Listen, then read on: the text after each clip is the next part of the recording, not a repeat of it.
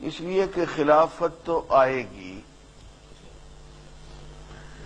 اس لیے آئے گی کہ میرے حبیب صلی اللہ علیہ وسلم کے منہ سے یہ الفاظ نکل گئے۔ آپ نے فرمایا میری امت پہ 5 دور آئیں گے، میری امت پہ 5 دور آئیں گے۔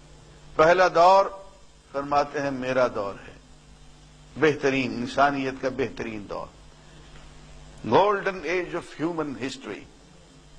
وہ زمانہ ہے خوشاب دور کے یثرب مقام تھا اس کا، خوشاب دور کے دیدار عام تھا اس کا، وہ انسانیت کا سنہری دور۔ فرمایا یہ پہلا دور میری امت پہ میرا دور۔ دوسرا دور فرمایا خلافت راشدہ کا دور، ابو بکر، عمر، عثمان، علی رضوان اللہ، امام حسن، امام حسین رضوان اللہ تعالی علیہم اجمعین، ان کی خلافت کا دور۔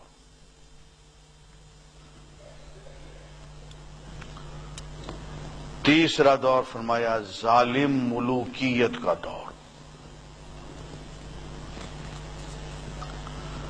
اور چوتھا دور آپ نے فرمایا میری امت پہ آئے گا مظلومیت کا، محکومیت کا دور، غلامی کا دور۔ باہر کے لوگ آ کے ان کو دبوچ لیں گے، غلام بنا لیں گے۔ 4 دور آپ نے فرما دی، اور فرمایا 5واں دور پھر آئے گا، اور 5واں دور پھر سے خلافت کا ہوگا۔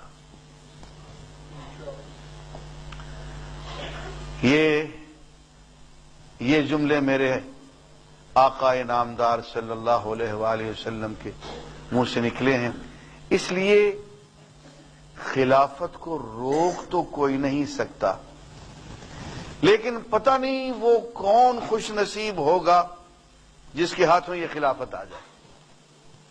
اس دور میں ان جو صدیاں گزر رہی ہیں، ان 10-12 صدیوں میں اس سے زیادہ خوش نصیب انسان اور کوئی نہیں ہوگا جس کے ہاتھوں خلافت راشدہ پھر سے آ جائے۔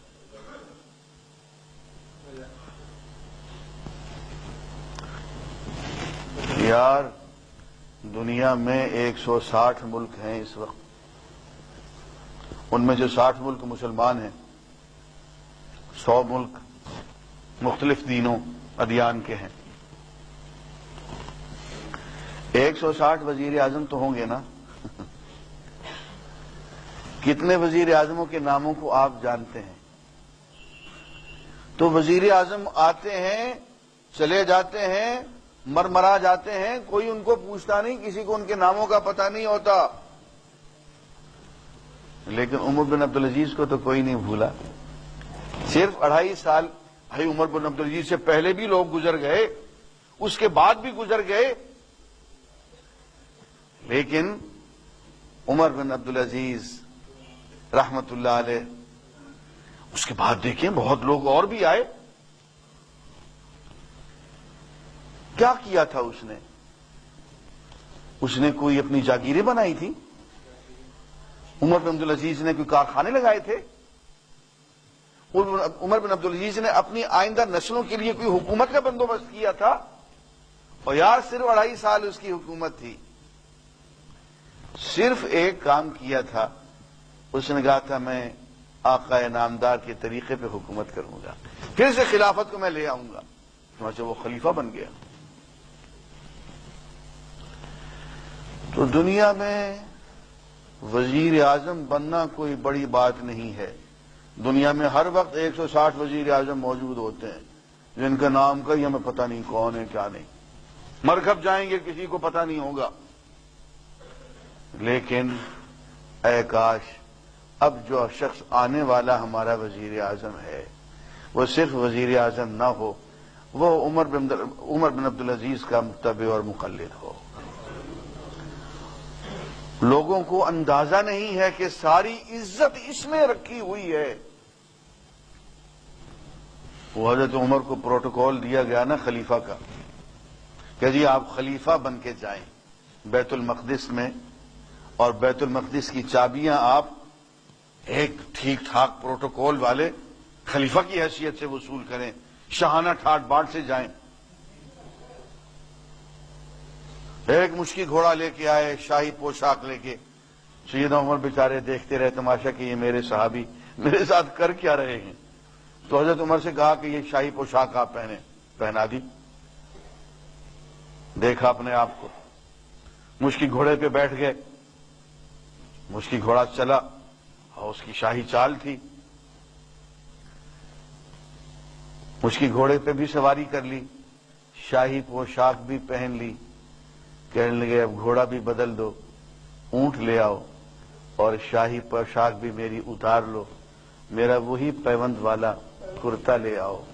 نحن قوم اعزنا اللہ بالاسلام, ہم وہ قوم ہیں کہ ہمیں اللہ نے اس پروٹوکول سے عزت نہیں دی ہے, ہمیں اللہ نے اسلام سے عزت دی ہے. اور یہی حضرت عمر مکہ میں گئے, مکہ کے پہاڑوں سے گزرنے لگے, رونے لگے. صحابہ نے پوچھا کہ امیر المومنین کس بات پہ روتے ہیں؟ کہنے لگے یہ وہ جگہ ہے جہاں میرا باپ خطاب مجھے چھڑیوں سے مارا کرتا تھا, اس لیے کہ مجھے وہ اونٹ چرانے کو دیتا تھا اور اونٹ مجھ سے چرائے نہیں جاتے تھے. اونٹ بھاگ بھاگ جاتے تھے, کوئی اونٹ ادھر بھاگ جاتا تھا, کوئی اونٹ ادھر بھاگ جاتا تھا. میرے والد کو میرے بارے میں, میرے کیریئر کے بارے میں, میرے مستقبل کے بارے میں فکر تھی کہ میں چرواہا نہیں بن سکوں گا, میں اونٹ چرانے والا نہیں بن سکوں گا. وہ اس بات پہ پریشان تھا اور مجھے مارتا تھا. قربان جائیے محمد الرسول اللہ صلی اللہ علیہ وسلم کی, آپ کے قدموں کی برکت دیکھیے کہ عمر جو کہ چرواہا نہ بن سکا, اس نے پوری انسانیت کو چرا کے رکھ دیا. پوری انسانیت کا اللہ نے اس کو, جو اونٹ نہ چرا سکا, اونٹ چرانے میں جو شخص ناکام ہو گیا, اونٹ اس کے قابو میں نہیں آئے, وہ قیصر و کسریٰ دونوں کو اس نے نیست و نابود کیا اور پوری انسانیت کا وہ ایک چرواہا بن گیا, ہادی و مرشد بن گیا. یہ کیا ہے؟ یہ اتباع رسول کی, یہ نسبت رسول کی برکت ہے. تو عزیزان گرامی, ہم آج کی اس جمعے میں آنے والی حکومت کے افراد کو, ان کے قائد کو یہ پیغام بھیجتے ہیں کہ وزیر اعظم تو آپ پہلے بھی بنے تھے, لیکن وزیر اعظم بن جانا سب کچھ نہیں ہوتا.